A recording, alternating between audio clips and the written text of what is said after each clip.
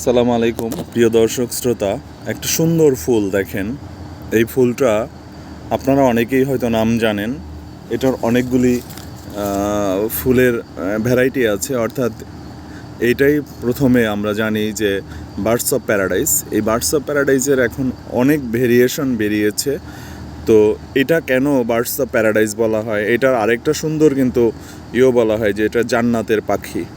এখন আপনি আমি সবাই ধর্মকে বিশ্বাস করি, ধর্মপথে চলি বা চলার চেষ্টা করি। তো সেই ক্ষেত্রে জান্নাত আমাদের একটা পবিত্র স্থান, এবং এই জান্নাতের পাখি বলা হয় কারণ এই ফুলটা যখন প্রস্ফুটিত হয় তখন উড়ন্ত পাখির মতো দেখতে মনে হয়, এবং এটা পরাগায়নটাও আসলে ওইরকম মানে পাখিদের মাধ্যমেই হয়ে থাকে।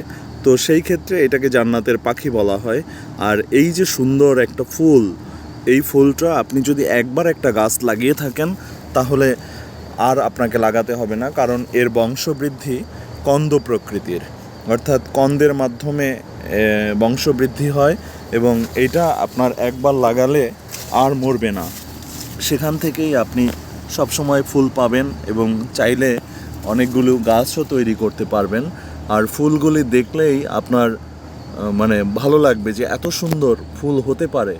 তো এই যে ফুলগুলি ঝুলে আছে, কিছু কিছু বার্ডস অফ প্যারাডাইস আছে যেটার ফুলগুলি উপর দিকে হয়, আর এইটার ফুলগুলি নিচের দিকে হয়। মূলত এইটা দেখতে সুন্দর, অন্য বার্ডস অফ প্যারাডাইজের থেকেও এই ফুলটা দেখতে অনেক সুন্দর।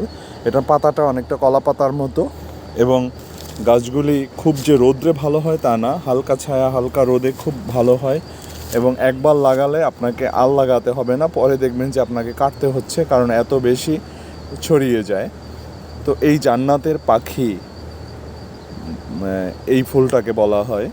তো সেই ক্ষেত্রে এই ফুল অবশ্যই আপনার ছাদ বাগানে বা ব্যালকনিতে, অথবা আপনার বাংলো বাড়িতে, বা আপনার যেখানে গাছ লাগানোর একটুখানি স্পেস আছে সেইখানে হতে পারে একটি আকর্ষণীয় ভ্যারাইটি।